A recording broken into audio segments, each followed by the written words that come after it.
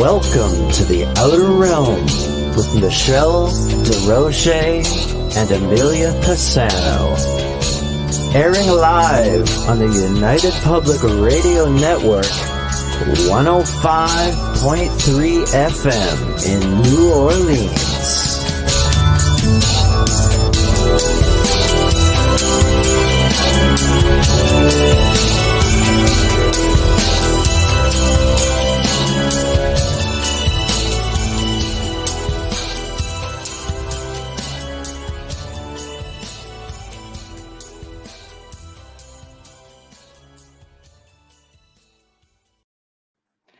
Good evening, everyone. Welcome to the Outer Realm Wednesday night segment. We're broadcasting live here on the United Public Radio Network, UFO Paranormal Radio Network, 105.3 from the Gulf Coast and 107.7 from New Orleans. We're fully sponsored by the amazing people over at Folgers Coffee who have been a part of our journey since the very, very beginning. Thank you, Folgers. We appreciate you so very much. You are part of our Outer Realm family, and we love it. So thank you. Also, big thank you to Dr. Snick, the sonic surgeon, a.k.a. Justin Snicker, for his contribution of his time, his music, and his voice for the intro that you just heard. He's an award-winning composer of Halloween, horror, sci-fi, and dark wave electronic music, which can be found on all of your favorite music streaming platforms. So thank you so very much, Justin. Also, big thank you to Steve McGinnis, the artist behind the banners and logos here at the show. Check him out on Facebook and Instagram. Also specializes in the horror genre and does great commission pieces. Tonight, we welcome for the very first, not the first time. Oh, terrible. Shame on me. The return of John Polk, who basically was on the first time talking about UFOs in Sedona. He's pretty much your go-to guy in Sedona for UFO and paranormal tours, as well as the Vortex, Medicine Wheel, and Shamanic Journey Tours. And tonight we're going to be discussing power spots and vortexes throughout Sedona. Sedona is one of these big mystery spots, and we've been learning so much about it with the guests that have been coming on. So we're trying to share all of that information with you guys because it's pretty fabulous. So in order to partake in the show tonight, guys, you know what, all the chat rooms. Roku has no chat room. You know we have to go at the same pace as the guest. We will try to flag some of your comments and your questions and tackle them as we go along. So Bubbles is back in the house. Woo-hoo. Yeah, and Bubbles boo-booed with Constance. Constance is tomorrow. Constance is tomorrow. Bubbles boo-booed big time. Yes. Yeah. Hi, boo-booed big time. Like I'm changing everything up right now. Oh no. That's how boo-booed I did. Yeah. Hi. Oh my gosh. I don't know why I had them backwards, but I can't. Life has been difficult. Hello. Hey man, life has been backwards. Don't even talk to me about it. I don't want to talk about how backwards I've been. But you know, I know. It takes a little bit of catching up, and you know, this is always a nice time to just let it all go and, you know, hang out with some of our favorite people in chat room. Aw, message from Janie. We love you anyway. Yes. Thank you. But I got to put that guest information up because that's just crazy. Yeah, she just worked lately. Yeah, for sure it is. Yeah. I'm just like, what the heck did I do? But yeah, her information's there for tomorrow, but I took it off. Oh my gosh. Seriously, I need a vacation and I need to get on a plane and not tell anyone till I get there. Vacations are awesome. I mean, I don't know the last time I had one, but I'm always down for one. It's just, yeah. But you know what? I'm excited to talk about vortexes. I think Joe and I talked about this before, and it's so fascinating for me because you know that the ancient people always built around power spots and vortexes. You see these unbelievable temples and monoliths, all in these incredible places. And, you know, church came along after the fact. And as they, you know, as they merged belief systems together, they would also build churches here. So they would incorporate all of that. And a lot of times it's because there really were doorways there. There really were portals there. So Mhm. do they still exist today? Man, I don't know. But there are a lot of places such as, again, stargates even. People say, oh no, power spots, stargates. And there are some all over the world. It's unbelievable. And let's talk Yeah. about spirit portals, energy vortexes, you get places like, Stonehenge, the Gate of the Gods in Peru. I mean, these are all like pretty powerful places. And Sedona is really a big one. A lot of people really gravitate to Sedona. I think the one they have there is a Doorway of the Gods, if I'm not mistaken, that's what it's called, but it's pretty cool. I'm looking forward to it. So hopefully we'll just wait for him to get over here. I love stuff like this. Like I really do feel the energy when I'm in a place with a lot of history. Yeah. Well, most of the places I've been to, a lot of history, but not like newer cities and urban, Right. but more, when you go to a city that's been around for a couple hundred years and it's just transformed very little in time, which is very difficult to find in North For America. this side of the world, it's pretty impressive to find anything that old. I mean, That's I go that's to why I Europe, love it's just like Egypt. no. Like it's That's unbelievable. yeah, even even Italy, like that's Germany, all of Europe. But Boston, I've said this before, they have had to keep their homes and only were permitted to change the facade, like the front. Some countries are like that, That's and they it, have because of the locations like that for history in sure. Boston. Yeah, But that absolutely. was the what resonates from those stones, and and why I want to go to Pisa is not just to see something that my ancestors built, but to touch it. Right. That's what Well, it is. For how stone many does times have I retain said energy and memory. I want to, Right. I want to Right. feel it, and that great Where are you grandfather buried? Where built are it. you buried? Yeah, When you guys looking for your ancestor, where are you buried? how many times have I looked for him? I know. Well, our guest is here, so we are going to bring him on. Absolutely. Hello. How are you? Hi, Hey, how are you? Michelle. Hey, Michelle. How are you? Hi. Good. I know. Good. How is it going? Welcome back. Thank you for having me back. Oh, it's a pleasure. Are you kidding? We've been looking forward to this one because it's one of those topics that I don't know, I've always been interested in it because I love ancient history, and it fascinates me how a lot of ancient people would always build temples and monoliths and anything substantial. Any of these big places like Stonehenge, for example, would always be in power spots. There was always a reason. And I'm hoping you're going to be able to enlighten us on the ones in Sedona anyway, because I know you're very up close and personal with them. So where would you like to start? Would you like to recap a bit from the first show as to, how you came to Sedona and how you are where you are today with everything that you do there? Oh, yes. Sorry, Hey, Michelle. Reverend John, can you please pull your screen towards yourself just a little bit? Oh, we're getting a flash of light.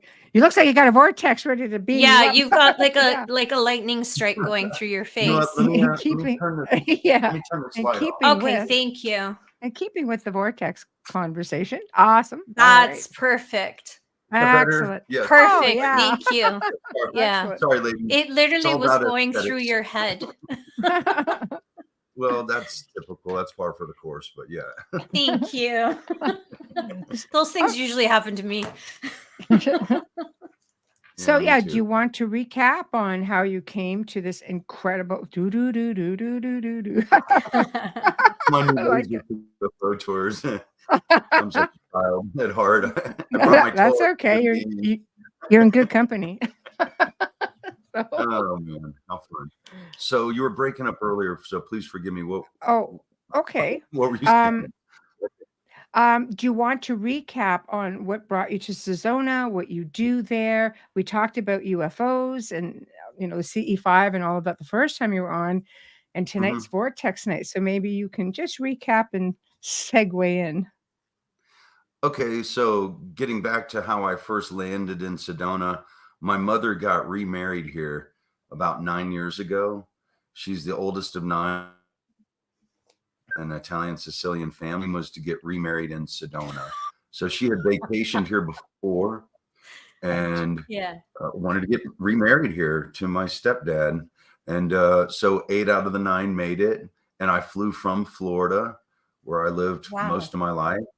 And my brother and I, we flew in, and then you get to Phoenix, and then you get the run.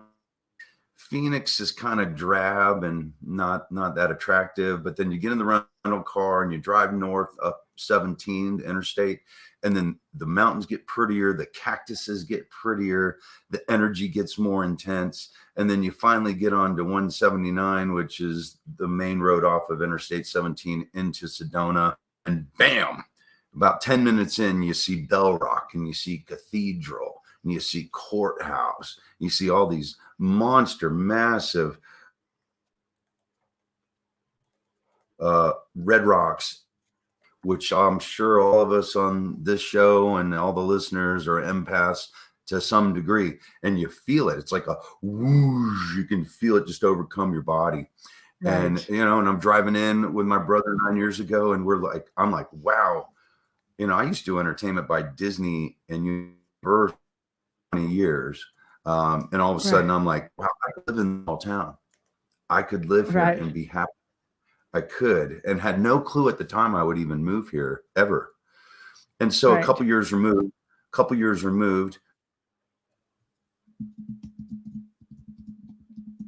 we're not staying in their house, was going through breast cancer. And then my uncle was living with my mom in Tallahassee, Florida. So my mom, my stepdad, and my uncle John came down to visit me in Orlando. And my Uncle John said, you know, I know you're trying to sell your house. So if you sell your house, you can house sit for me. It's been sitting empty for 6 months. And I just want to take care of the house. And I'm like, are you kidding me? Like, let me pay the power bill. I'm in. For utility, this stuff to do. So just do it. And you can stay there for free. And so I did. So I sold my house, and this is such a crazy story. I sell my house, and a month later, on September 11th, I'll never forget, because it was a September 11th of 2017, Hurricane Irma wrecked the house. It destroyed it. At least $50,000 damage. And but I sold the house. It wasn't my house anymore. I cashed out, and I broke up with my girlfriend after 7.5 years. I quit my very lucrative entertainment career after 20 years, and I sold everything I could sell, and I gave away the rest, and I literally drove across the country only with what I could fit in my truck. And that's how I landed in Sedona, August 17th. Of 2017. It's been rather incredible. What a blessing. That's a total cleansing of everything when you let go of everything material. Yeah. Oh, absolutely. And I had a big house full of furniture, you know, expensive things. And I'm just like, you know, it's not my life anymore. You know, I'm done. I think you have to purge it, right? Yeah. Yeah. Perfect word. It was a cathartic kind of experience, releasing, and it was difficult. Yeah. Oh, you're cutting out a whole lot. You know, I give that to the gods, and it's like, thank you, because they brought me here. That's the way I will always believe it to be. Yeah, I agree with you. I think you just purge everything, and you it's almost like you're coming in bearing your soul. And Sedona is a place that sort of commands that in a way, you know. Oh, you're freezing a lot. I know. Maybe drop out. I'm sorry, that internet connection here, so I'm not sure what's going on. But so then I ended up moving back to Florida and moved in with a girlfriend, which I never did before, and then that did not work out, and so I moved back to Sedona on total accident. I had another girlfriend lined up in Southern California, and I was literally driving across the country to be with her and her 2 kids. I was going to be a stepdad, and I was very excited about it. And she broke up with me when I was staying in some dive hotel in Amarillo, Texas, by text. On the way there? On the way there, Shame on you if you're devastating. watching. Shame on you. Tell 'em, Bubbles. But it was Nasty. That's nasty. it was because I would have stayed in Florida because I got right back into my entertainment career again. I was making really good money. But that being said, I had told one of my good friends, Suzanne Ross, who I've been doing UFO tours for her conferences for like 6 years now. I promised her that I would MC her event when she was doing activations on the Red Rocks. Right. So I'm in Texas. And I'm like, I can always go back to Florida. I could probably get all my old gigs back, but I can't let my friend down. I promised her, and I had a place to stay at least for that weekend. So I go to Sedona, and I'm heartbroken to affect the conference. I emceed her conference while she was doing her activations at Bell Rock. And then the folks I was staying with, they're like, John, that room is for rent. You weren't meant to be with her. She's 20 years younger than you. This was what brought you back to. And that's how I landed here for really the third time. So, and I've been here ever since. I get a job with one of the biggest UFO sighting tour companies in the entire world. And within 4 months, I became the lead tour guide for the whole company. And it was I had to pinch myself all the time. I'm like, is this really happening? Why am I so blessed and privileged to be able to be in this situation? And so, I try to be as respectful as possible, given everything that has just come to me. So it's very humbling, isn't it? Oh, it can bring me to tears because it's been just so storybook. It's really unbelievable. Yeah, it's very difficult to be around that sort of energy and the age, and you can almost feel, like there's so much wisdom. Like these areas hold so much of that energy going back into ancient times, and it's just incredible to be able to be a part of that, because you really do. We're at the end, we're made up of energy. You really do become a part of it, and it's a very humbling experience. Yeah, absolutely. So, and I'm going to just go on a limb. Why not? Right? I'm on your show. It's the Outer Realm. So, I really think that in a past life, I was related to Sedona somehow. I'm not exactly sure. Right. Yeah. Well, at one point I thought maybe I was her husband, TC, which stands for Theodore Carlton. But then I'm like, no, that's not it. She had a child that died at 5.5 years old named Pearl. I thought a lot of men that believe in reincarnation never think that they could get along the line of reincarnation. Well, guess what? You're everything eventually. So I thought maybe I was her. And then I'm like, no, that's not it. But then they went on to have 6 kids. And I think I was one of those children, but I don't know. But in the end, no, but we feel drawn there to places for a reason, right? And when you have such a strong draw or like attraction to someplace, there's usually something to that. You don't just wake up one day and say, yes, this is the place I need to be. So I mean, well, maybe for some people, but some people feel that intense draw, and you just feel like you have to be there. There's no other place that you even want to be, that you belong. You don't belong anywhere else. You walk around trying to figure out why you have a void in your life. Yeah, I mean, I completely agree. And also, I've been blessed to have waltzed into all the right situations and meeting all the right people. So when I first moved here, I did entertainment for 20 years. So I had a full sound system and computers through my sound system. And I had cordless mics and big speakers and everything that you needed to do a conference. So all of a sudden I see of all these UFO conferences in Sedona, especially during the spring, like right around now. And I'm the UFO guy for almost every single one of them. So it's like, wow, what more of a blessing could I ask for? And the best part is that I don't have to spend any money on anything. I don't have to pay for any advertising. They do it for me. Well, it's like it's taking care of you too. Yes. I call her Mama Sedona. I pray to her absolutely every day. And and I talk about this on my day tours. I'm going to plug one of my good friends and business colleagues, Scenic Sedona Tours. But I talk about this all the my day tours, where I pray to her every day, because a lot of people will come here and they'll go bankrupt. They will go bankrupt. And it's not a mystery to the locals. We know this happens because we see it happen. And there's certain properties, and I'll point it out, there's a curse on that property, there's a curse on that property. And I always say, I can't prove the curses, but I can prove to you the companies that have come in, multi-million-dollar conglomerates that come in and they don't even think about it. They're like, oh, we got millions of dollars, we can do whatever we want, right?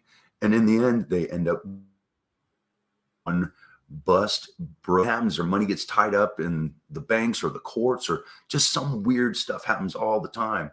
And so back in 1862, through the Homestead Act, the government was giving away the Native Americans' land. And supposedly the shamans were bringing in the Wendangos, which are these fourth dimensional shapeshifters that are here to protect the land, and that they were putting curses on the land to do their secret and sacred rituals and ceremonies. And, and I always say, I can't prove curse or any of that, but I can prove the fact that all these companies have come in here and tried to break dirt on these properties and have bellied up and busted and just gone away. And the locals know that. Right. Oh, I think that they do. You have a lot of oral history, and that's stuff that gets passed down generation after generation, and they're very in tune with the land.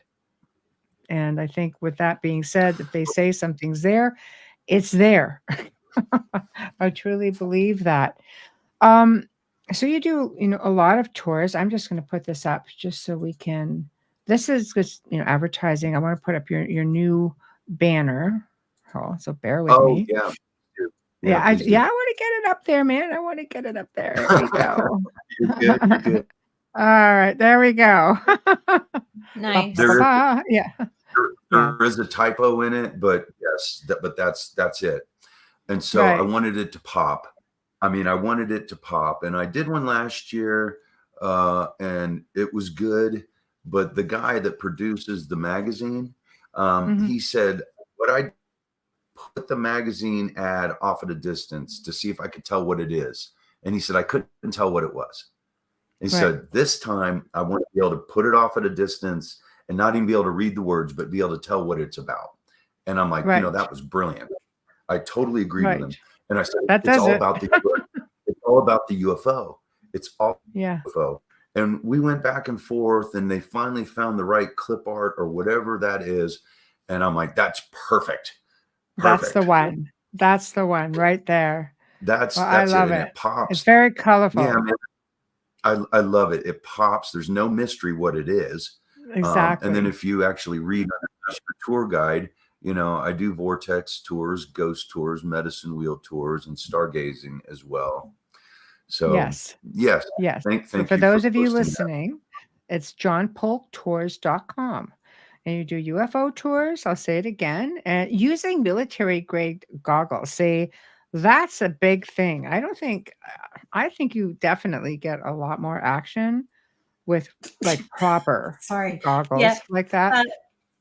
Vortex tours, ghost tours, medicine wheel tours, stargazing tours. I love it. Perfect. Yeah. And so the goggles, I'll show you them right now. So this is them. They're called PVS-7 Generation 3 Military Night Vision goggles. Those are nice. Yeah, they're $4,000 a piece, and I have 11 of them. Wow. And they're 50,000 times what your eyes can see. Wow. 50,000 times. So we've all seen a starry night. Now multiply that by 50,000 times. So you look up and you see millions and millions of stars. Yeah. And I have apps on my phone to show me where Starlink is and to show me where satellites are. And I show it to everybody. You have to apply science to what I do.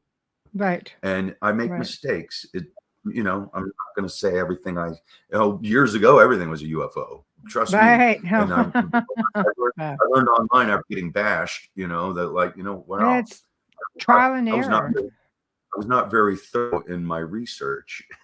Right. So you live, you learn. And you don't change the behavior, and then you just keep making the same mistakes. So I learned the hard way, and that was fine with me. But I built a reputation for being honest also, because I've posted some stuff in the past that No, I it's thought was important because you UFO. don't get theatrics that way, which is very important. Yeah. Firebolt has a question, Bubbles, if you can. Well, it just says, I have a crazy question.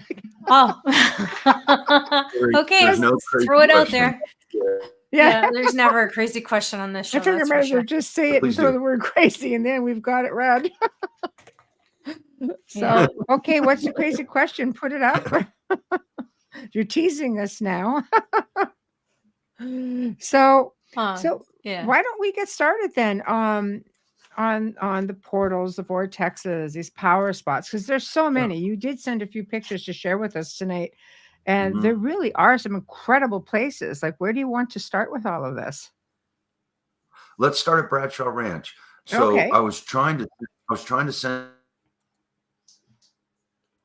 you some videos, but the files were too big. So I literally did them off my big screen onto my phone and made them less than 10 seconds. And that's We've got the two. Okay. So anyway. Yeah.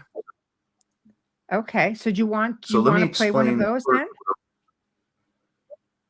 Yeah, if you want to, sure. Or you could talk about it first, then we can put one up. Okay, so what a vortex is, and this is important, and there's a lot to it, but I'll try and simplify it as much as possible. So the word vortex means something is spinning, and the spin creates force and rotational inertia, and it creates energy, like a tornado or a hurricane or even a whirlpool in water. And we create electricity by rotating magnetic fields. That's how we create electricity. And so what is happening here is the vortexes are spinning, and it creates this electrical field all around us, right? And so it wasn't until the mid-'80s when a lady named Paige Bryant coined the term vortex in relation to the geographical anomalies that occur around the world. And then 2,500 years ago, Plato, the Greek philosopher, he authored 2 books, the Timaeus and the Critias. And he wrote about Atlantis, but he also theorized that the globe was broken up into what he called 64 platonic solids. And it's the earth, and they're called ley lines. So instead of L-A-Y, they're L-E-Y, and they're all around the world. Sedona's not special as far as that. It's all over the globe. And then instead of it being, it comes in the shape of triangles, and the triangles come in different shapes. So they're either pyramid shaped triangles, right angle triangles, isosceles triangles, obtuse triangles, Pythagorean triangles, etc. And then the earth normally and naturally charges just from the earth being the earth that it is. So they're either electrically charged or magnetically charged. But where the electric and magnetic lines cross, you have electromagnetic energy. And we are impulses, and then the water in our body and the iron in our blood is magnetic. So you take an electromagnetic being like a human or even an animal to an electromagnetic vortex, and you're going to have a physiological effect whether you realize it or not. And it's healthy to the human body.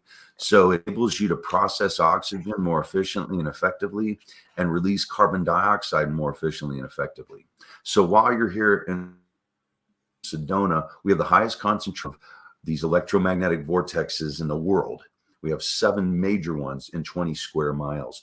But the more that your body processes oxygen more efficiently, you get more oxygen to your brain and more blood to your brain, which leads to the creation of what you call BDNF, which is brain-derived neurotropic factor. And BDNF is the building blocks for synapses and the creation of synapses in the human brain. So when people come here and I talk about this, your brain is literally rewiring itself and you don't even know it, or maybe you do. But your brain, when you're in Sedona and other very hot vortications around the world, your brain is going to create more synapses than it would in other locations, right? And it's healthy to the human. Oh, it's really. And then a story goes, and this was on one of my tours, he said that she had come here, and prior to coming here, she went to her doctor, and her doctor said that your T cells or your white blood cells, the ones that ward off infection and boost immune system, are curiously low. So you need to be aware of that. And so she came here. She went on some tours with some Navajos and learned how to tap into the vortex energy. And there's a consciousness, and it's very real, and it's very much alive. And she tapped into all that. And then when she went back home about a week later, she goes back to her doctor, and her doctor said, "You're a medical miracle. I cannot explain what happened to you. Your white blood cells are exactly where they need to be. I've never seen anybody just simply go somewhere and then their white blood cells have increased to the health that they're supposed to be." And so that's what can potentially happen here. So people will come here from all over the country and around the world on their spiritual pilgrimage, and also for some kind of healing. And they're looking for practitioners like myself and others. And this town is loaded with them, and also loaded with a bunch of charlatans too, unfortunately. But I would say about half of us are very genuine, authentic, and can demonstrate and prove our work. And the other half are just full of baloney, unfortunately. Right. Every industry has one. I mean, tourism is difficult, especially when you're dealing in areas of high strangeness, because let's face it, you can get away with saying pretty much anything. And if somebody doesn't do their research at least a little bit before going on, one of these tours, and you have to have an idea what's going on, then you really don't know, and a lot of people get taken. Right on. And so, right in. So this is one of the most powerful vortexes on the planet. And it's what you call a male and female vortex. So the male energy comes down. It's more grounding. Yeah, the male energy comes down clockwise. It's more grounding. And believe it or not, I have a hard time believing this, that the female energy is actually a higher vibration frequency than the male energy. And it comes up from Mother Gaia counterclockwise. And it's more soul expansion, pineal gland activation, and creativity. There we go. Beautiful. And so in the case, so that's Bell Rock, and it's a male and female vortex also. So it is not unusual to see spaceship flying around that on a regular basis, especially at night. Is it called Bell Rock because of the shape? Yes. Yeah, you're exactly right. Yeah, it's beautiful. Bell Rock. It is beautiful. And it's beautiful. We need to go there. Because it lets you know a couple things. The reason it's completely red is that the red rock is named the Schnebly layer, named after Sedona Arabella Miller Schnebly. And it's made out of sandstone. And the red comes from iron oxide or rust. So how can a rock possibly rust? And then the tops of the taller mountains, like the one in the background to the right, it's like an off-white or off-yellow color. It's called the Coconino layer. It's called the Coconino layer. So half of Sedona is in Yavapai County, half's in Coconino County. Both are named after Native American Indian tribes, but that's made out of limestone. But where the two layers come together, that's where Noah's floodwater stopped. So, like Noah and Bible, it's geologically provable that even Antarctica, all 7 continents have some evidence through their strata or the lines of erosion of some kind of flood. Well, they do this every 12. The planet does this every 12,000 years, doesn't it? Yeah. The Earth is going to cycle. I mean, there's nothing you can do about it. It happens about every 12,500 years. But it lets you know that this was completely underwater during the flood, and that it's less than 5,500 in elevation. Because on average, Sedona is 40 feet in elevation. Once you get up to about 5,500 feet in elevation, that's where the red rocks stop and the white rocks begin. So that's incredible. My former boss, let's call her Michelle, she survived cancer 7 times. And she'll tell you it's because of tapping into the vortex energy. And so when I first started working for her, she paid Navajos. She's like, they know me. They're not going to help me, but they don't know who you are. So I'm going to, which I thought was brilliant. I'm going to pay for you to go on these tours. And I want you to specifically learn how to tap into the vortex and tap into the Native American medicine wheel and tap into the land and the consciousness here and breathe in great spirit. I want you can impart that knowledge to me. And I did. And I taught her also. And like I said, she came. Mm. She was cancer free within a year, and she'll tell you it's because of learning how to tap into the vortex energy. And it sounds like a bunch of hooey, but there's definitely something to it. I'll go to my grave talking about it. Oh, come on. Like, let's face it. I mean, like I said, ancient people built their temples and monoliths on these type of places for a reason. They also lived longer than us. It's true. Yeah. I mean, think about it. You know, there's a reason. And there's a reason that when the church came in and blended in with, you know, these different cultures that they pretty much amalgamated or, you know, took over, they brought things together. They built their churches on these power spots. There's definitely something to it. Otherwise, you wouldn't have done it. It wouldn't have been a big deal. It is a big deal. And some of these places are hidden from us even today. So there's what you call the Michael line in England. And it goes from like, the eastern part, not perfectly east-west trajectory, but whatever. It's like east-northeast to west-southwest. But all there's goes back to antiquity. All these incredible castles and churches and places of worship are all on these lines, and it's all over the world. And so last time I was on your show, I talked about how there was a line that went around the world, including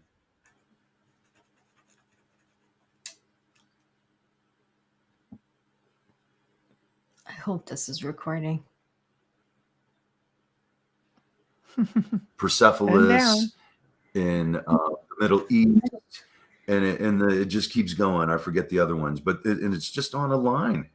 And these ley lines around the world are power spots. And then there's the nodal points where the electric and magnetic lines cross, and that's where they build these structures. So it's like, how did they know that those were the nodal points? Did they have some kind of instrumentation to be able to find it? So there's what you call a Gauss meter. So a German back in the 50s created the Gauss meter to find where these electromagnetic vortexes were, and he mapped it. He traveled the world and he mapped it, right?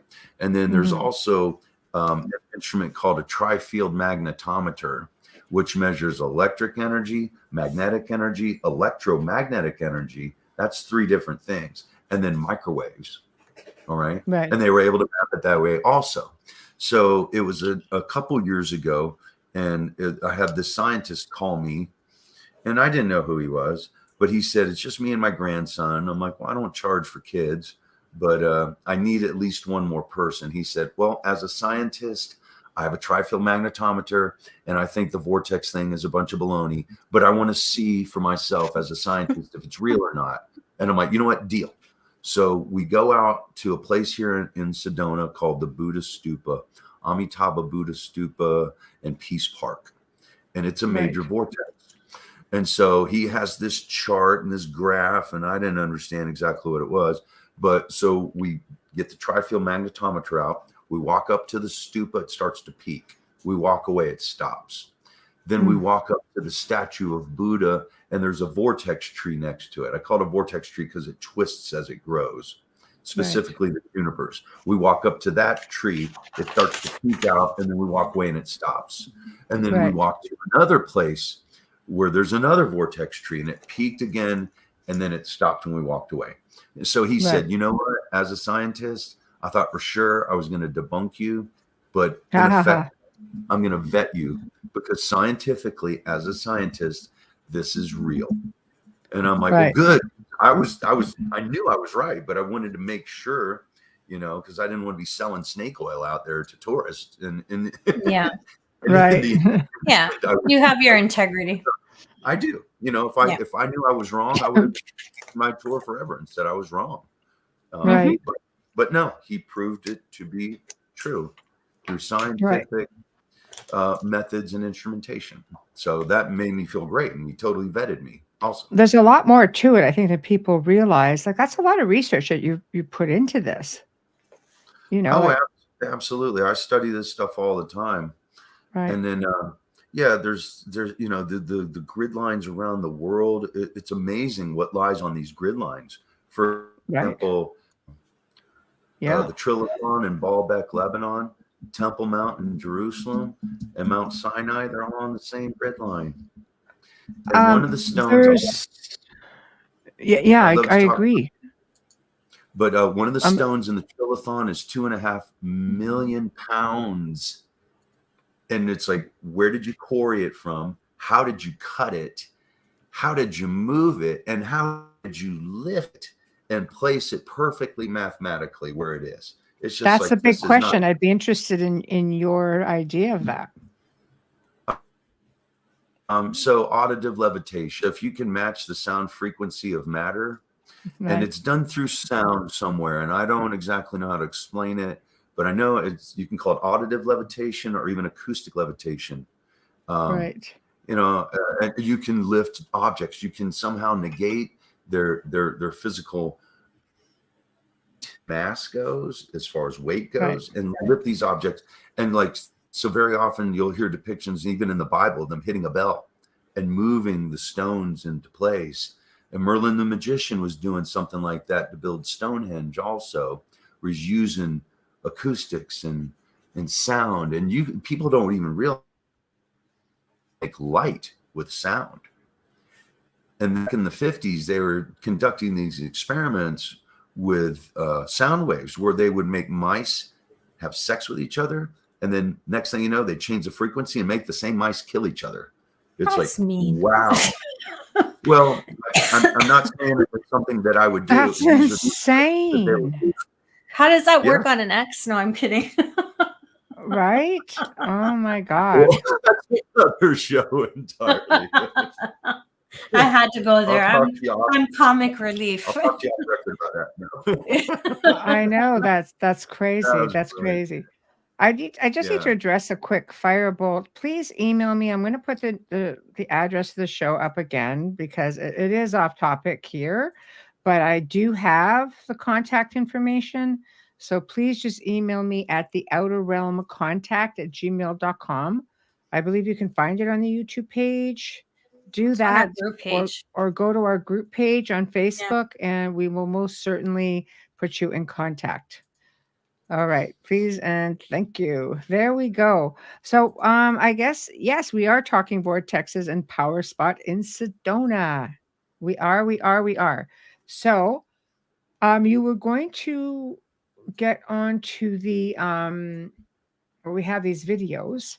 So do you want me to play one of these videos and out of we can play them both and you can just tell us what's going on? Yeah. Does that sound good? Okay. Yeah, I'm excited.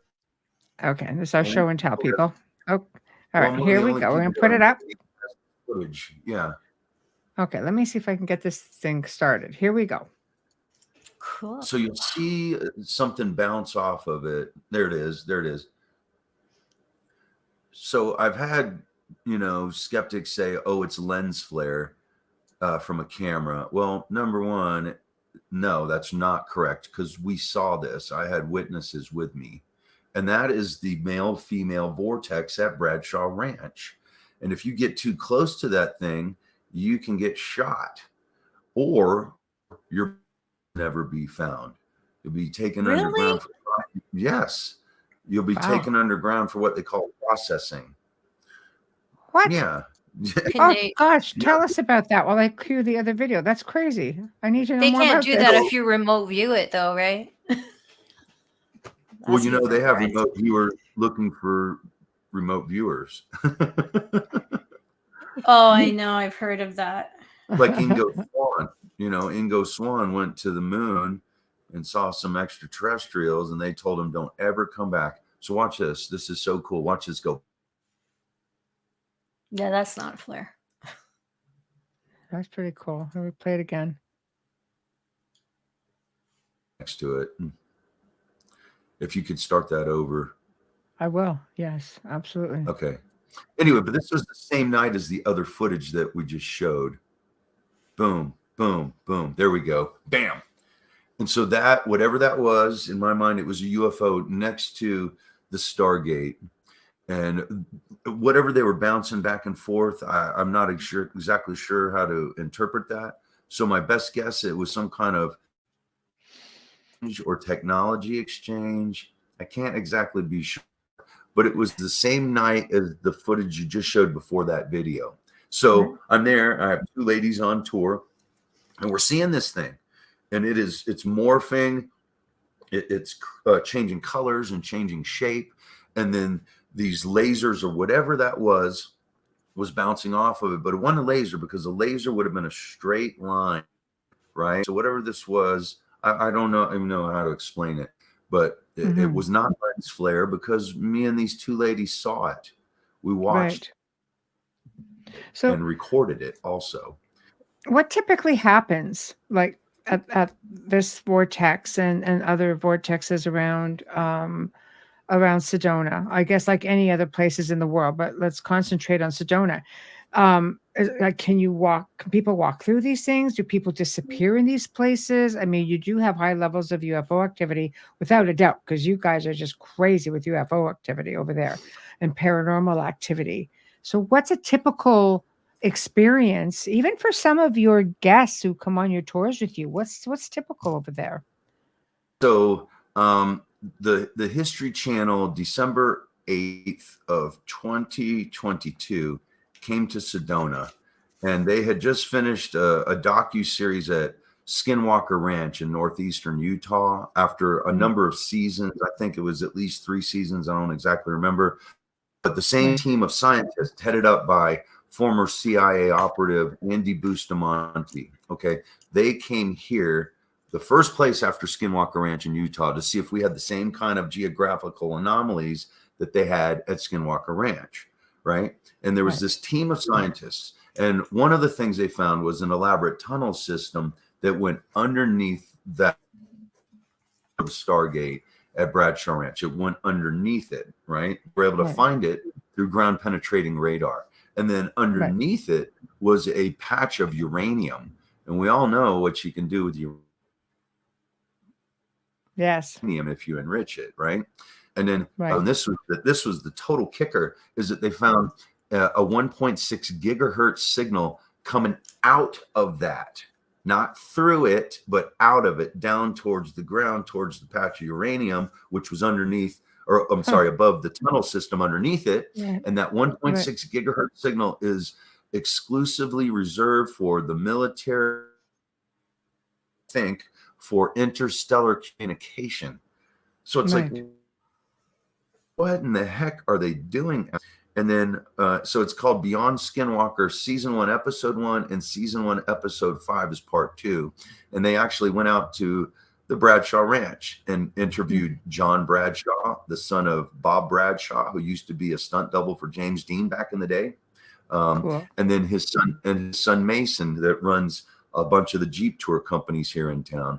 And they were talking about one thing that Bob, back in the day, him and his wife Linda, they're looking out their window at the ranch, and they were just cattle ranchers. They had no idea they bought a vortex that was a portal to other dimensions or whatever it is. And then see, like, it was almost like a drive-in movie screen in the sky. And that's the way they describe it. That they both clearly saw it. Yeah. And then there's an author researcher here in just outside of Sedona named Tom Dongo. And Tom Dongo and Linda Bradshaw, for 4 years, back in like 95 or 96, or in that time period, pardon me, stayed outside overnight for 4 years with motion detector cameras and video to capture whatever they could capture. And so when I first moved here in 2017, Tom Dongo had been in hiding for 10 years. Like, he had had threats based on what he was releasing and pushing out there through social media and other channels, right? And so I'm emceeing this conference through Suzanne Ross, December of 2017, and Tom he's like, you know what, heck with it, I don't care anymore. I'm getting old. I'm gonna just push this because it's my duty to share this with the world. And so he did. And so he came up and coined the term orbs back in the 80s. So him and Linda would capture UFOs, ghost-like anomalies, weird audio kind of things, dog man, ETs, and other anomalous stuff they could, including orbs. And it is provable that orbs can communicate with other orbs through binary code. So it's like, what is going on with this? I mean, that to me sounds like some kind of technology. Yeah, energy. Yeah. And so if you ever saw the movie Thor, he was like, you know, in my world, science and spirituality are the same thing. And I was like, ooh, I absolutely love that. You know, because to me, I think we can all agree it is, you know, sacred geometry. It's math, it's geometry, it's physics, it's science, but there's spirituality to it also. And Right. Tom Dongo would lend, and it's fascinating, and it goes into all kinds of detail, you know, about the Bradshaw Ranch, and so watching Beyond Skinwalker, season 1, episode 1, season 1, episode 5 is part 2, and then Merging Dimensions with Dongo. If you want to do some research, and I certainly encourage that you do so, that's the best way to do it, is to watch those shows and read the book. So there's a belief that there is a doorway at the top of the Red Mountains. It's reputedly to be this large archway. And a lot of people have witnessed a blue light that comes from it, and they hear different sounds like muted bells or thunder, even during the day, like things that just don't make any sense. Like there'd be no reason for it. Thunder to me, I kind of put that off because like it's thunder, right? But bells and such, I mean, I hear bells just, you know, more psychically than anything, I think. But that's kind of unusual. Is there such a place, or is just a folklore legend? So you know, there's definitely something to it. So here in Sedona, this town's totally haunted, and a lot of people don't realize it. So I recently had a girlfriend who was living with me, and I told her, you know, the house is haunted, and she was into it, but we would hear all kinds of curious stuff banging in the middle of the night, you know, and we would talk to it. We would literally go,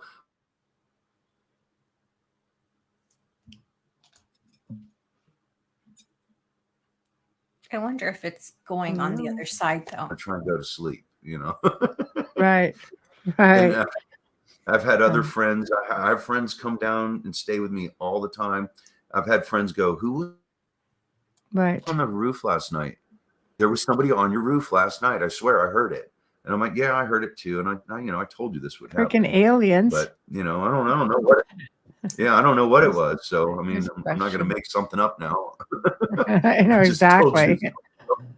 Something weird's going to happen tonight. Just go with it. And you have to know that you're loved and you're protected for that. No, but I love that. Here, we have a question for you here. Yes, a lady spider witch. Hello. Thank you for giving us this question. Thank you for participating. She asked 2 questions. How do you know if it's a male, female vortex, and who exactly takes you underground? Okay, so let's address the first question. So the male vortex energy is different than the female vortex energy. For example, if you go to Cathedral, which is our most hiked and visited trailhead / vortex in Sedona, the male energy comes down clockwise, and it's more grounding. So when you're out there, your body's going to kind of feel heavy. You're going to be tired, you know, like even if you're in really good shape, you're going to feel extra tired. Right.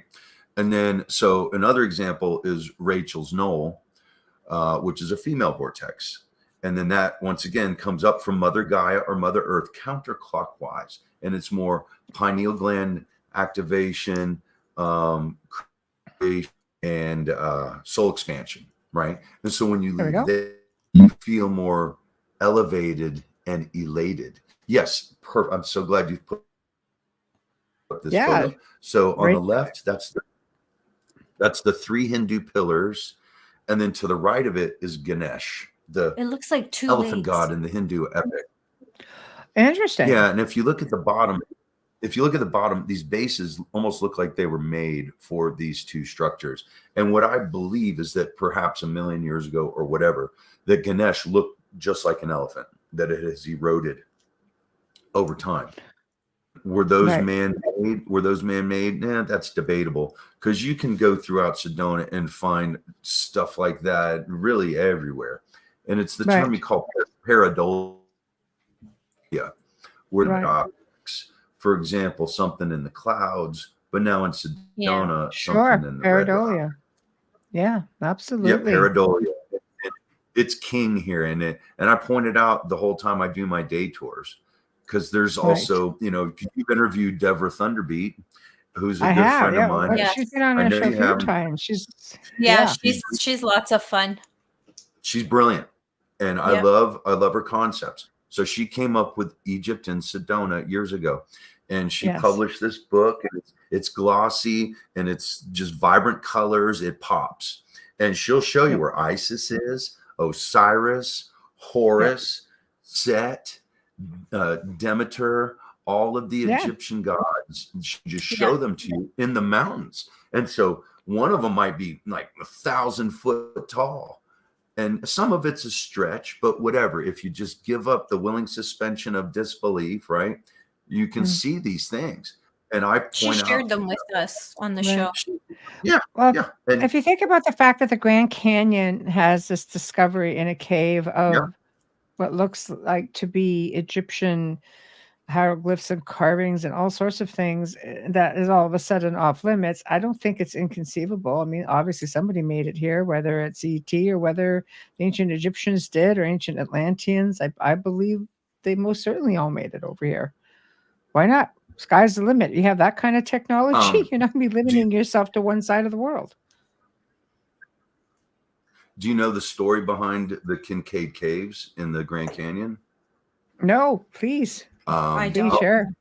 Let me tell you this. It's a brilliant story. Okay, so it's 1909, and there's an explorer from the Smithsonian named G.E. Kincaid, and he was tasked with going to the Grand Canyon and exploring it, which is 200, and on average, it's a mile deep fissure, which has been cut by the Colorado River for potentially millions of years.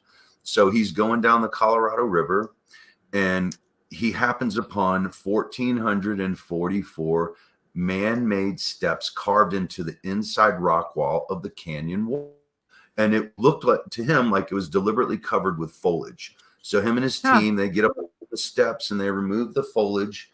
And of course, they got to scale these steps. So they get to the top of the steps and they find this system of man-made caves that went back thousands of feet. And one of the first things that they discovered was evidence of smelting. They found copper tools and copper weapons inside the cave. So now, of course, you got to dig deeper. So they go deeper into the caves and they find a life-size statue of Buddha, Siddhartha Gautama Buddha, the Amitabha Buddha of infinite light, carved out of marble. Right. So if you talk to people that carve marble or do marble for a living, they'll tell you that that's impossible, because especially like hands, fingers, facial features, that is incredibly difficult to do. And you have to do it with lasers, which they did not have in 1909. So one of my buddies came here and he's done marble his whole adult life and was like, that is not possible unless it was aliens or something. Right. And even the smelting, I mean, yeah, they were doing smelting in 1909, but it's like, where's evidence of the smelter? They didn't find a smelter up there either. But then they go deeper into the caves and then they find tablets with what appeared to be hieroglyphics. They didn't know what it was. They just knew they couldn't read it. So they thought that potentially it was Egyptian. And they go deeper into the caves and then they find brass and bronze statues depicting gods that we would deem as mythological, like Greek or Roman gods. And then they go deeper into the caves and then they find Egyptian style mummies. So this changes human history forever, right? Right. So then G. Kincaid, he goes to the Arizona Gazette in Phoenix, which is the newspaper, and they publish the story twice in 2 months. And then he telegraphs the Smithsonian as to what he found, and he was never seen or heard from again. Funny that, isn't it? Yeah. And so now his family's like, okay, if he's dead, where's his body? Because we'd like to have a proper funeral. Right. Well, they never could produce the body. So now they send out an archaeologist named Jordan with a team, right, to go and retrieve those items from the caves, the Kincaid Caves in the Grand Canyon, and then supposedly get them on a train and then take them across the country to the Smithsonian Gate, where they'll never see the light of day ever again. Exactly. They're notorious for it. Guess what happened to Jordan? He was never seen or heard from again either. Same case scenario with his family. Where is he? If he's dead, both these guys are dead. And there's no evidence of their body. Something stinks here, right?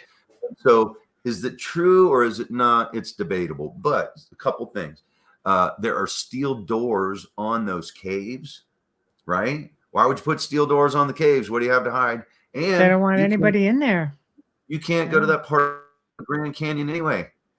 It's blocked off to the public. You have to have a very specialized government permit to even go there. Airspace as well. You do go there and I'm sorry. Does that include airspace?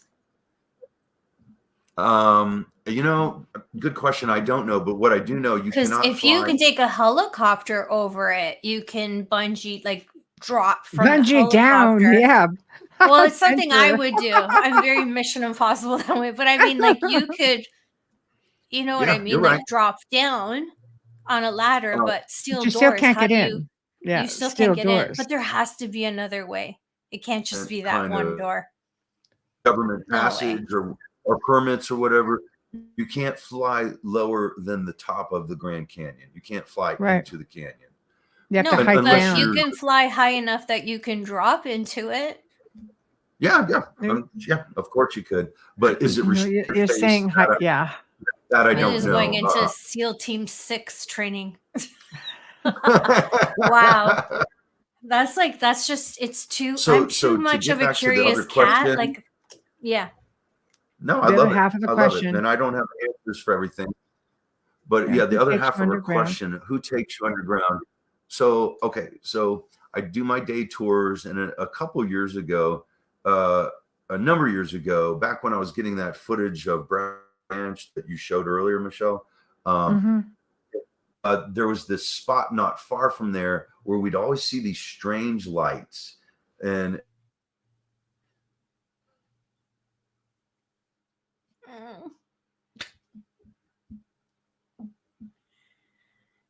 after those lights never appeared again, there was a military base there, and it's the only Turanian or on or above ground base that we have. And so I'm doing a day tour. This thing popped up overnight, and so I'm like, I'm driving off the tour with my tour because out of my own curiosity, and I happen to have this guy on board who was former military, had some Army binoculars. And so we get, maybe a number of months. I'm like, can you tell me what you see? He's like, it's military, all right. And I said, well, what kind? He's like, I have no idea. I've never seen those uniforms before. I know it's military, but I can't tell you who it is. So we have a lot of that kind of military here. And so there was this guy that lives here locally. He does not have a cell phone. His name is Jeremiah Horstman. Okay. And he was on this Beyond Skinwalker episode. I think it was the first one. And he found the tunnel system that I'm talking about. And he had found these, I'm not sure, shafts. There you go. These shafts, like these cement shafts that went down into the ground and led to something, but he didn't know what it was. And so phone is because he likes to go explore out there. And without his cell phone, you're not going to find him. Right. Right. Mm-hmm. Over with concrete. And so he took pictures of that, and he takes those pictures home of those sealed shafts, and he puts them in.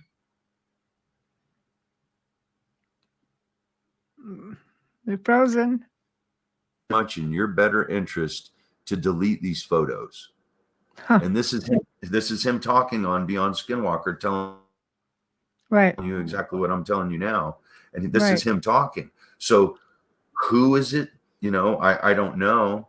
But there's been reports of, so there's this dirt road that goes out by Bradshaw Ranch, and then there's all these dirt roads that go off of it. And there's no sign that goes, oh, Bradshaw Ranch is here. You got to know which one of those dirt roads it is. And if you just keep saying, you'll eventually find it. But if you do find the right road, and I know which one it is, but if you take the right road, you're going to get pulled over before you get to the gate. Interesting. Just a given. You're going to get pulled over and harassed. And technically, you haven't done anything wrong until you get onto the property. But yeah. Right. So, and there's a story out there, and I don't know if it's true or not, but I'll share it with you. The one of Linda, he was known to just go out and not come back for a couple of days. And so one night he doesn't come back, and his mom, but not freaked out about it. He still hasn't come back. Now she's starting to freak out, right? He would have communicated with me somehow, my son. And so I don't know how many days removed it was, but then supposedly he was found in Cottonwood days later, and he had no idea how he even got there. And supposedly that's why the Bradshaws moved off the property. Interesting. It's one of the popular stories out there. And is it true or not? I don't know, but there's always a core of truth to something. Right. True. And then I've talked to some of the locals who said they've Indian, a Native American, do something like this, like kind of pull open the portal and stick his head into our dimension and go, oh, shucks, and then do this and pull right back out again.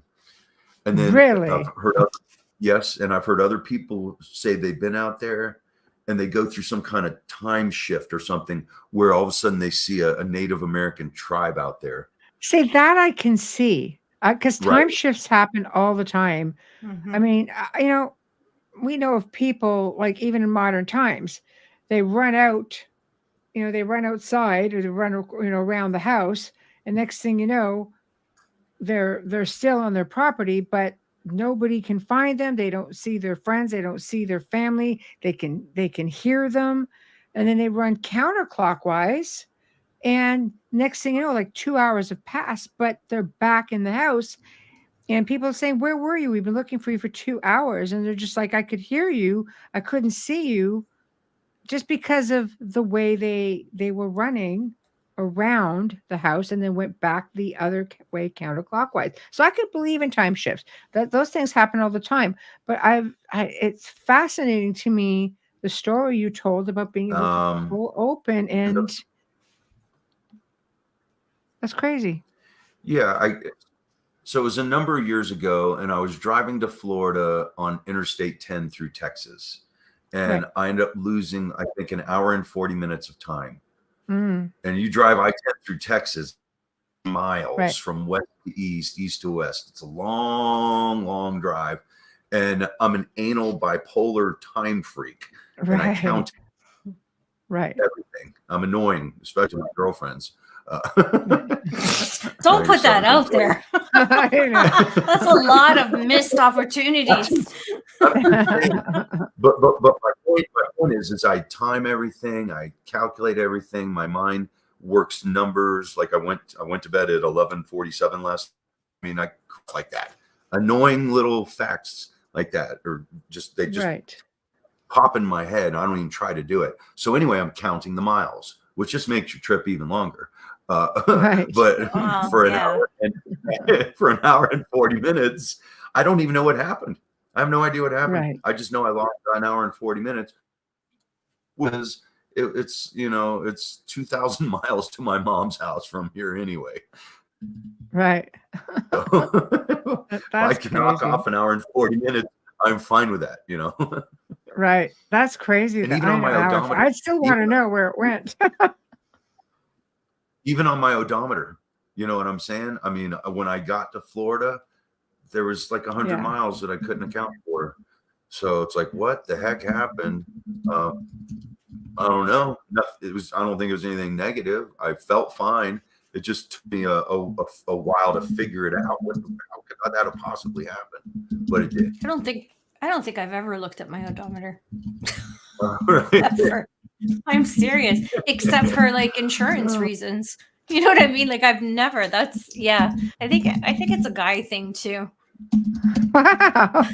Yeah. Well, what's interesting is in the time I've been on this show, I have a speaker that I put on my table, my computer table, and it has been knocked off of the table.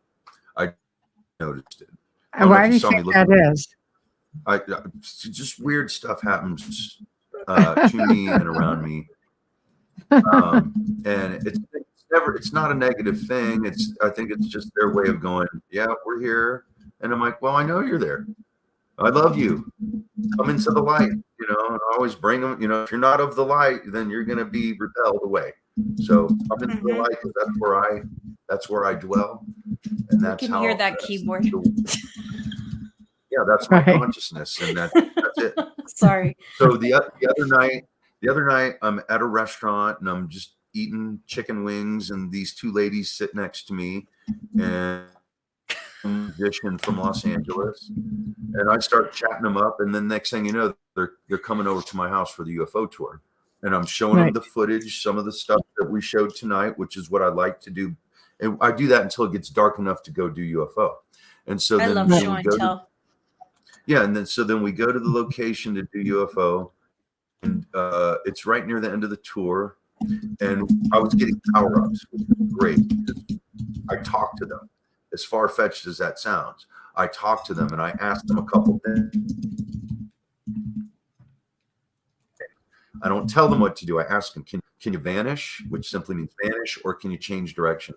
And so there's this one craft, and it's very low, and it's flying right towards us. And I got a really negative feeling about it.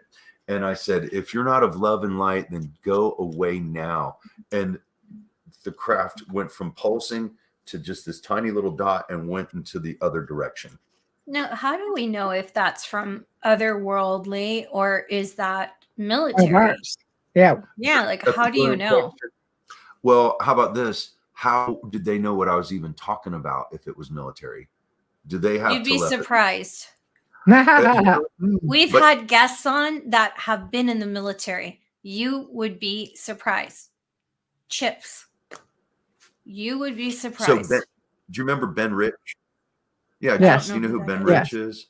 Yeah. He was the director of Lockheed Skunk Works. So Yes. on his deathbed, when he died, he said, we are capable of doing everything that they can do. And we've been doing it for a very long Funny time. that, isn't it? That's why I'm asking, how do we know which one of these are? We don't. Yeah. So my built-in excuse for everything, it's on a That's what I can't either. So we're just going to call it unidentified. I'm real big on, if I don't know, I'm going to tell you I don't know. I don't know what it is. Yeah. But can either one of us identify it? I'm a natural born skeptic. Yeah. No, but I love it. I love it because I turn skeptics around. No, I believe in things. I'm a medium. I remote view. I believe in all of this stuff, but I question what is real and what is military. That's where I'm skeptical. Which one is which? And I love what you just said. So what I tell people when they start saying military, I say, is the military experimenting, or not even experimenting? They have a program, right? With this esoteric, clandestine, potentially alien technology. And everybody always says yes. And then I say, are they trying to be secretive about it? That's where I get a pause. And most of the time people will say yes. And I'm like, well, if they're trying to be secretive about it, why are they flying over my house when they know I'm recording them? Right. Well, so here's a couple other answers. That could be to create fear. Maybe they don't even care anymore. Yeah, but it could be the military trying to create fear. Yeah, that's my whole point. So you stop looking. Yeah. They could be they could be the military labs, the My Labs. And the My Labs. Sure. Yes, that's what I mean. For sure. For sure. My Labs abduct right, for sure. Because they want to know what is happening to an abductee. Well, how better than to abduct them themselves? And all you know, and you don't know, because they can just, clean slate your brain anyway, and you don't remember anything from Right. minute 27 to minute 58. And it's amazing how they can just pull that out of your mind. You don't remember anything. Right. Exactly. So, yes. So that being said, when I first moved to Sedona, I was getting abducted. I know I was. There was blood in my bed from my rectum, which is embarrassing to talk about, but it was happening. And some of the psychics in town were like, it's not the aliens. It's the MyLabs. Yeah. You're new here. That's what we always hear, that it's You're new here. military. And Yeah. that they are curious why UFOs follow you around. They're very curious about that. And Right. so, yeah, when I first moved here, 4 Apaches flew over the house I was staying in. And this homeless guy who I was starting to talk to and become friends with, whatever, he's like, dude, what? I'm like, what do you mean? He's like, we don't typically see them buzz somebody's house that low. So there's something up with you. I don't know what it is. And I didn't want to tell him what I thought it was. Mm-hmm. Right. But that did happen. It That's kind of freaked me out, to be quite honest with you. I moved to Sedona. I got these Apache helicopters, Right. with cannons on board, basically buzzing the house I was staying in. And I just told you the story. That was the free house. And I actually some photos back in the day of UFOs or whatever they were parked right over the house. And they were wanting and take Right. photos of them with just a basic iPhone camera. I wasn't using any kind of digital technology or anything like that. And the Right. first time it happened, I'm laying in bed and it's like 3 a.m. or something. And something tells me to get up and go outside. And I'm like, all right, well, whenever that happens, I listen. So it's either me or them being telepathic to me. I'm not sure. Maybe a combination of both, whatever. Just go outside, look up. Something tells me to look up. Bang, take a picture. And there's a craft, just a few hundred feet over the house. Right. And I still have that picture to this day. And so was it the MyLabs? Was it the military? Was it, ET? I don't know.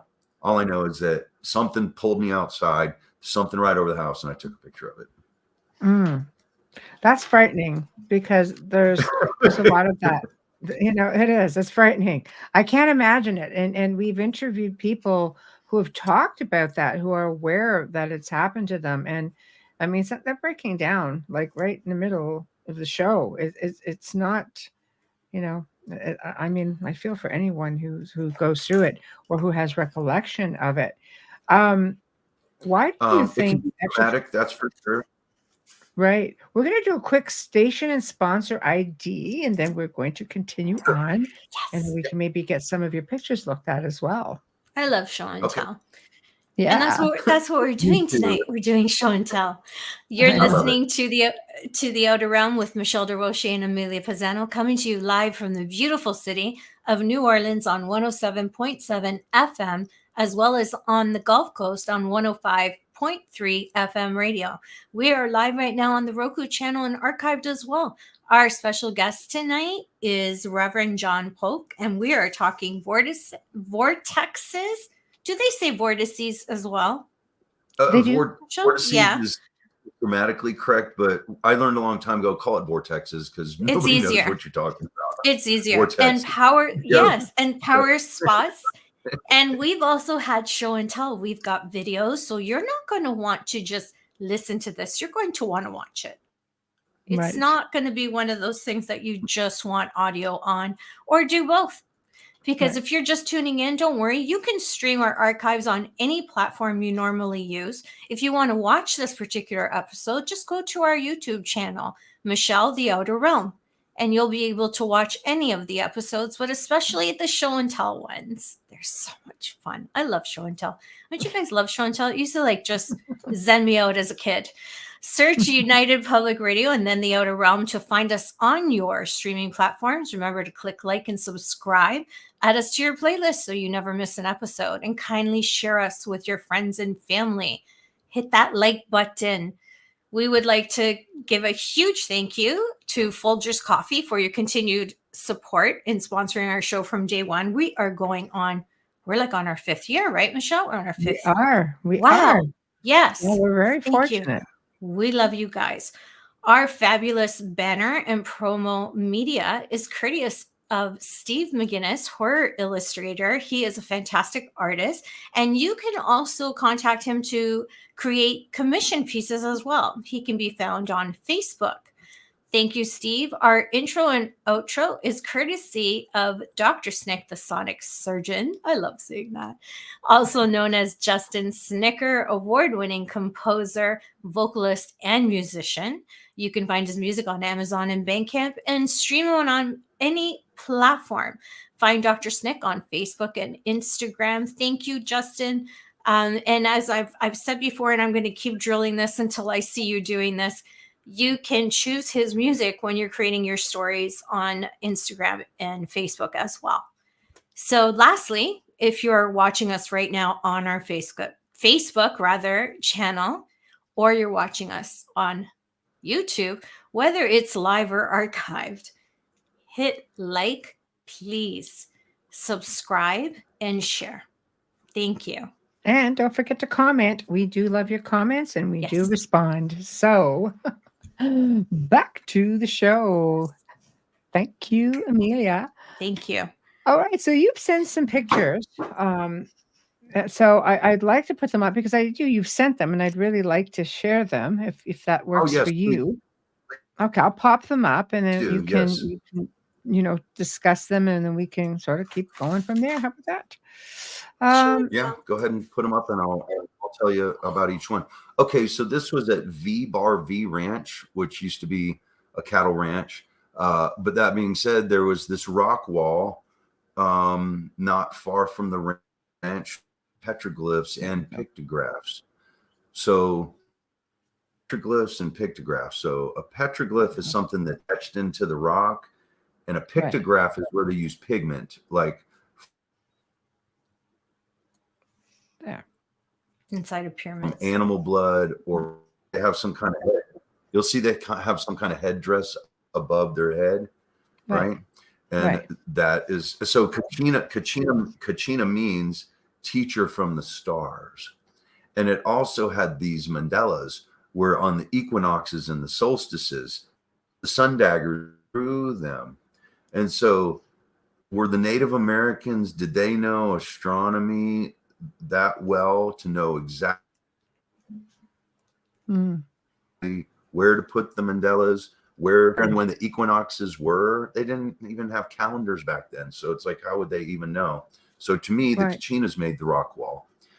The petroglyphs and the pictographs are on it, and Arizona in general is loaded with these, really everywhere, not just on the entire state, actually the entire desert Southwest for that matter, also is loaded with petroglyphs and pictographs, which are so fascinating to me because they tell stories. So there's this one on this rock wall that I did not have a picture of, where, remember how Princess Leia would have her hair and over her ears to circles? So I did not know this, but you go out there and the forestry will conduct a tour and explain it to you, which is fascinating. And what that means is when a girl is like around 12, 13, 14, when she does her hair like that, that lets the tribe know that she's ready to find a mate. Oh my gosh, I do my hair like that all the time. Watch it. I'm kidding. Native Americans are looking for you, thinking that you're looking for a mate now. Wow. No, I've been glued to one for 31 years. I'm good. But I found it fascinating. You're not gonna find me promoting marriage. All right, we'll get another one up. 1 second. Yeah. Take those odds to Vegas. This one is interesting. The medicine wheel. This is fascinating. Very pretty. So I'm doing a tour, and it was this guy and his wife, and we're at the medicine wheel, and I was trained by a local Navajo how to actually tap into the medicine wheel and understand it. Right? Photo. It always opens from the east, and the concept is to create an intention. Whatever your intention is, just so it's positive, doesn't really matter. Love, family, children, health, and then walk around the wheel 3 times. So the power of 3, just like Tesla. Tesla would walk around any structure 3 times before he would enter it. But if you look above in the upper left-hand corner, the light comes down and stops. Well, guess what? It's not light. The local psychics will tell you that they think it's Pleiadian. So if it was light, and this was a perfectly clear day, so it wasn't sunshine piercing through a cloud because there was no clouds. And if it was sunshine, which it's not, it would hit the ground. It wouldn't just stop, right? Not only that, you wouldn't have it all around you. That's concentrated. Yeah. And so, and then if you look at the edge of the medicine wheel where the shadows, you see the shadows off of the rocks. So I've been showing this photo for years. Looks like an eagle. Because I do a lot of presentations. Yes, you read my mind, Michelle. Somebody was like, "Oh wow, look at the eagle," and I'm like, "How did I not see that before?" So that's if amazing. you look at his head, and then you look at the shadow looks more like the head of an eagle, and he's a human. He's got a shape head like a human, right? And I'm like, wow, fascinating. So the trippy story also. So it was about a year later, and doing UFO, and not to be weird or nothing, but I'm peeing, and I hear somebody go, John. A lot of TMI and here. It freaked me out. My name and called me right in midstream, and I'm like, oh my god! And it was this guy. And the day before that, I was at this place where the Wendangos supposedly live, and everybody that's tried to break dirt on that property has gone bankrupt. But I'm out there with him. I'm out there with him and his wife, and he's like, watch this. And he starts to blow like he's the creator god of the winds or something. And then he starts to wave his hand back and forth. And he's like, watch that tree. And he goes, and the tree started to wave back and forth. And I'm like, oh my gosh, I never seen that. But I believe that this is some kind of spirit connected to this guy. That's my interpretation. If I'm wrong, then I'm wrong. But whatever. So who created the medicine wheel? The Native Americans did it a long time ago, and who was the original creator of it? I have no idea. But to them, there's animal totems based on this also. So in front of him is the Waboose, the white buffalo, the gatekeeper to the north. The one closest to us in the bottom of the photo, that's the Waboon, the golden eagle, the keeper to the east. Behind him, what you can't see, is one of those bigger stones. That's the Shawnee, the coyote, the gatekeeper to the south. And then to his left on the opposite side is the Mudjekiwis, which is the grizzly bear, which is the gatekeeper to the west. So in order from northeast, southwest, air, water, fire. And then the creator stands in the center of all creation, surrounded by the 7 dancers, which is Mother Earth, Father Sun, Grandmother Moon, and then your animal totem. So the turtle is earth, the frog is water, the thunderbird is fire, and the butterfly is air. So I start to figure out what your animal totems are, and then I go to this book, which was authored by Sun Bear. It's a 270-page book. It's there, and he talks about the medicine wheel, and he shows you 50 different ways to tap into it. And so my former boss, Michelle, she gives me this book. Says, all right, medicine wheel is your tour, make the tour. And I see this 270-page book. I'm like, she's like, just make a book out of it. You're not going to be able to remember all this stuff, but study this. It's going to be your tour. So do it. And I'm like, yes, ma'am, Michelle. Yes. So I took that as a high honor and took it upon myself to study how to do it. And to me, it helped me solve. So what I did not realize, and I'm a Reiki Master instructor, it should have entered my mind. But to heal the physical, we got to heal the mental, emotional, and spiritual. So if you can heal the mental, emotional, and spiritual, then can you heal without medicine. But you got to know what you're doing, and you got to do it all the time. You can't just do it once and expect it to last forever. And so, yes, this is cool as all get out. So this is where I used to do my UFO tours for Michelle. And notice this, whatever this stops abruptly. It just stops. If it was light, which it was not, it would hit the ground. So it's not light. So it did not hit the ground. And bear in mind, the picture with the light coming down over the guy's head, we didn't see that. We only saw it in the photograph. And the same thing with this. We did not see it. We only saw it in the photograph. And supposedly, did he feel anything when this thing was shooting over? Yeah, well, you know what? This whole area, it's almost like you can feel. It's a mystical, magical place, and supposedly the Wendang travel to come into this dimension. Right. Now, can't prove that, but that's right. Mythology behind it. Yeah. Of Sedona, it's pretty fascinating, but you can see how solid it is, and then it just abruptly stops. It just stops. If it was light, it would hit the ground. Light will continue until it hits a reflective surface or just dead end to some object, right? Right. How does it stop? I don't know. And that's not photographed either. Right. Right. Okay. We're going to go on to one more. 1 second. Okay. As you said, I love this one. So here we go. Bam. And there.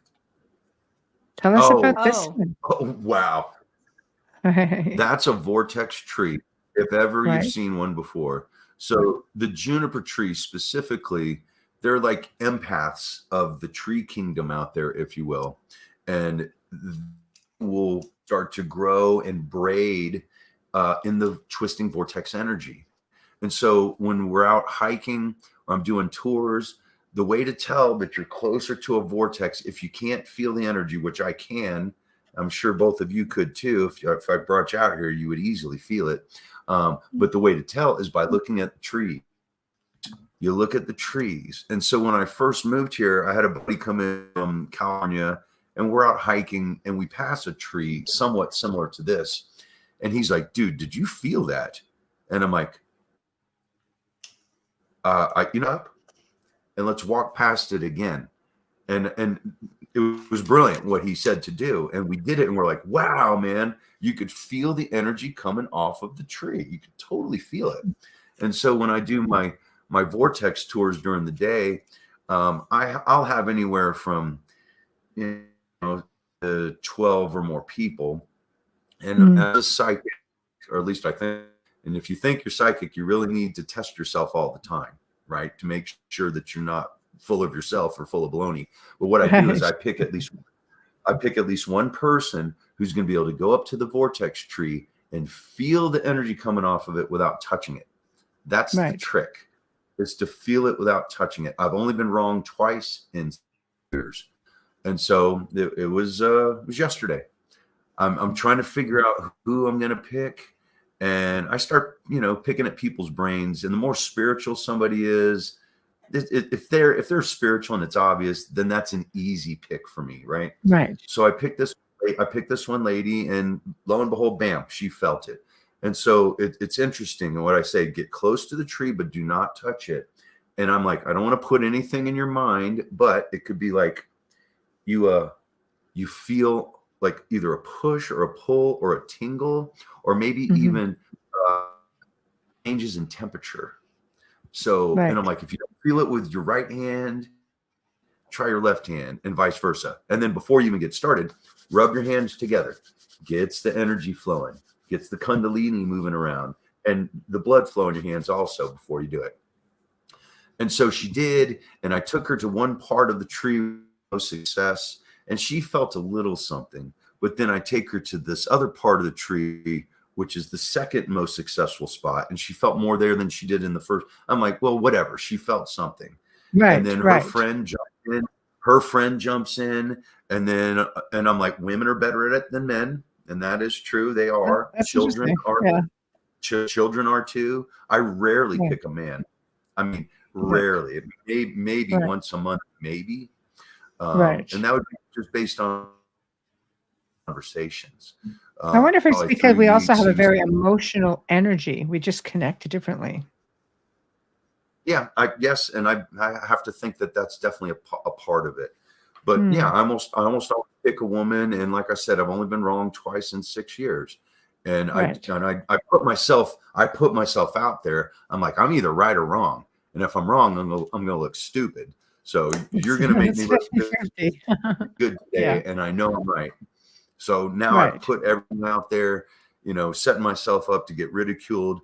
But in the end, like I said, I've been wrong twice in 6 years, and the Right. 2 times I was wrong, Right. it was women, and they told me how they were, and I'm like, oh, they'll feel it, and they didn't. But that was only twice, and it happened in 1 month. Also, it's like, are you Right. kidding me? I'm wrong twice in 1 Well, month. I guess I not was just all off. women. Not all women are nurturers. Yeah. Yeah, that's true too. There's But anyway, such like thing I as said, narcissistic mothers. You never know. yeah, like if I have Yeah. 8 men that are like scientists, I won't even pick any of them. No. And if I don't think anybody will feel it, I won't bring it up because it just makes me look stupid. Right. You know what? Perfect example. I would personally have them all try, because sometimes people surprise themselves. Sometimes they want it so much, and they jive with the energy, and they just open up, like they're willing to do it. I think some people hold back as well. Like I used to do, tours and things and work with energy, and it's just some people, it's like, no, I want to try, because they don't think that they can do it. They don't expect to encounter anything. And next thing, something happens, and they're just like, because their energy just jives, even though they may not realize it. Just a thought for me anyway. I would want to try, I'd totally be all about it. I tell everybody, what I tell people is I say, you don't have to, but the worst thing that can happen is nothing. What do you have to lose? I agree with you. And most people try it. And I think the curiosity, if you're, it bubbles over. Yeah. The cup runneth over of curiosity. Yeah, and then especially the first, and it always happens. She's like, you can see the reaction on their face, and then I say, why don't you explain to all of our guests what you felt? And usually it's some kind of tingle, almost like little pinpricks in your hand. And there was a couple years ago, a lady said the way that she best could explain it was that it felt like the static coming off an old tube TV. That's the way it felt to her. And I'm like, ooh, that was about that on my tours. And that's very often what people say. Right. This generation won't even understand static off a TV. That's true. It's not a tube, right?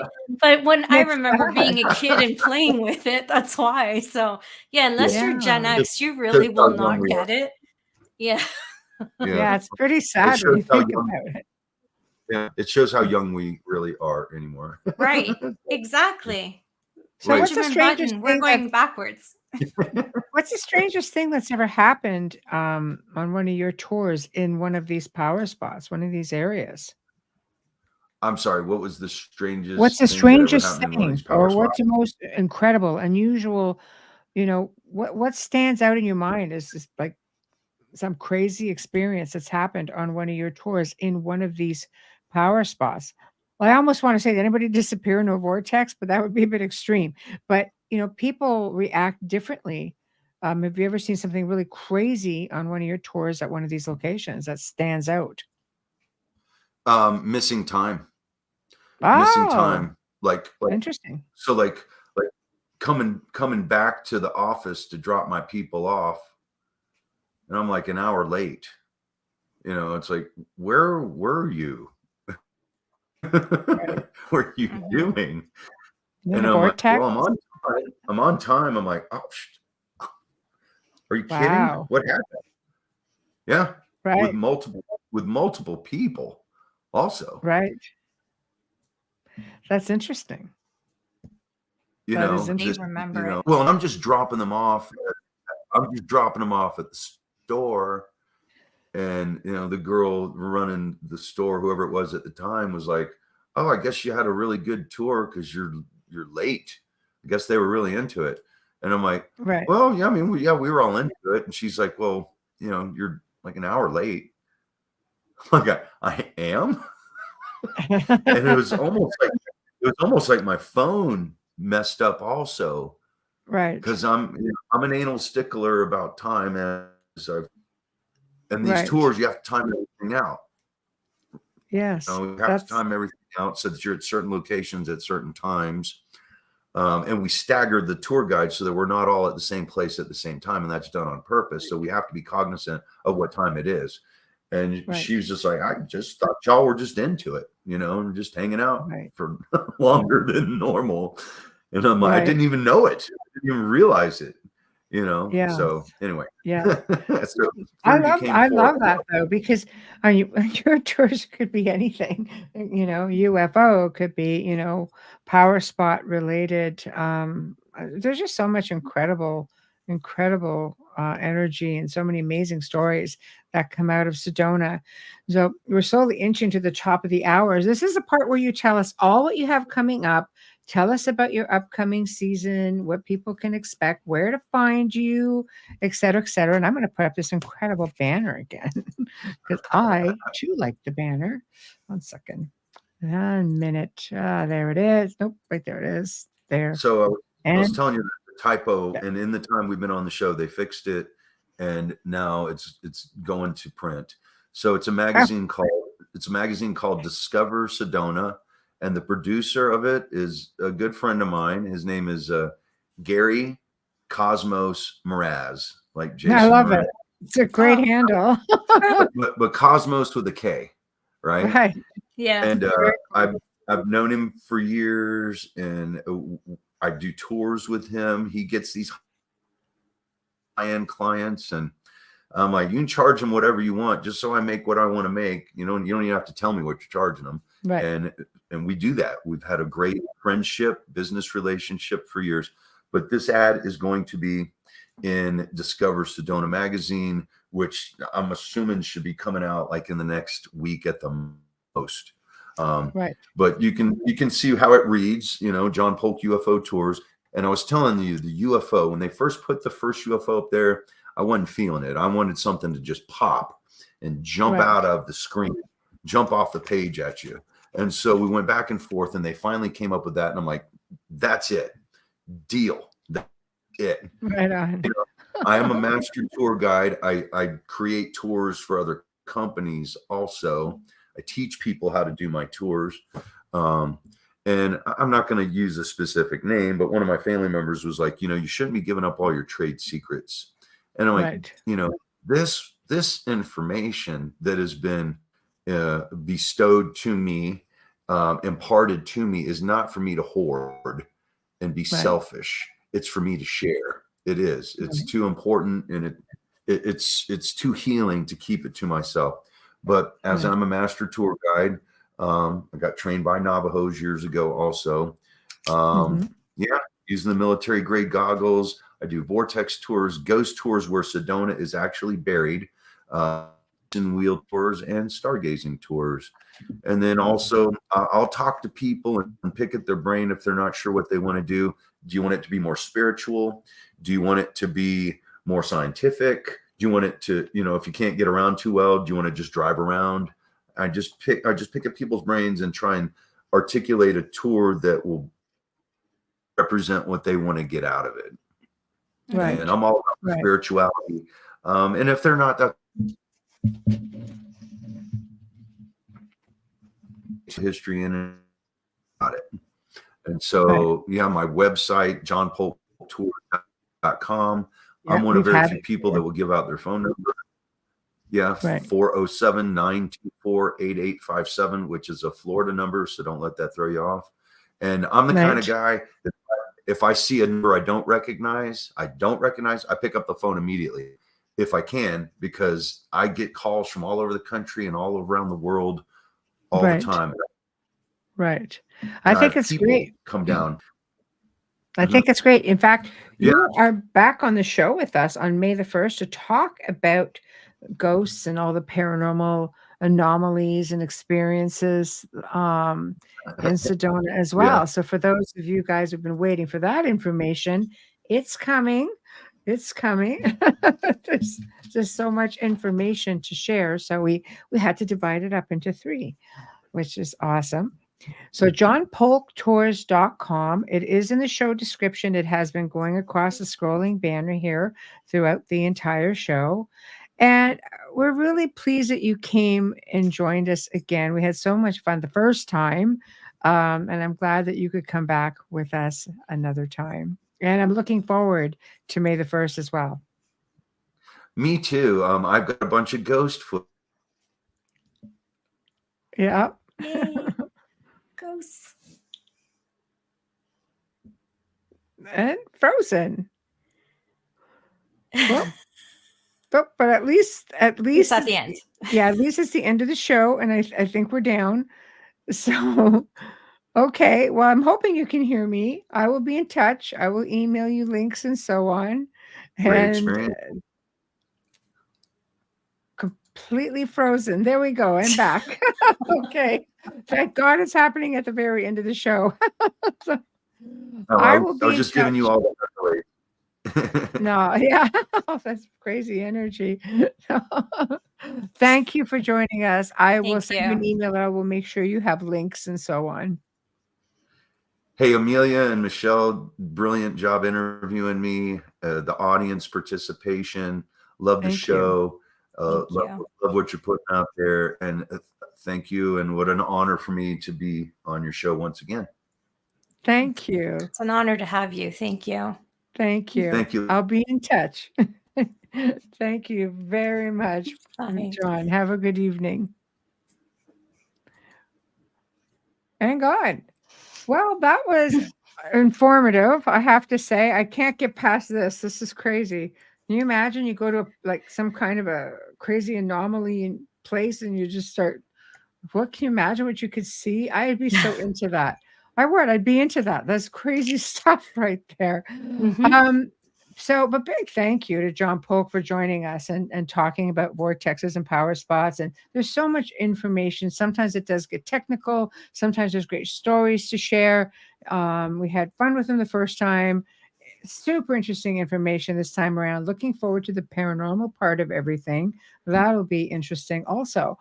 But before we get into the whole technical of signing off the show, I want to announce, of course, that we are sponsoring 2 events right now here at the Outer Realm. We are sponsors for Contact and Disclosure Symposium 2024 in Toronto, Ontario. So you're going to hear us pumping this, and banners are going to start playing. It's going to be taking place, I'm just trying to see, April 20th, 2024 at the Off-World Bar. I love it, Off-World. And the event time, it's a 1 day only, 10 a.m. until 5 p.m. And if you guys remember Leslie Mitchell Clark, who has been on our show, Wes Roberts,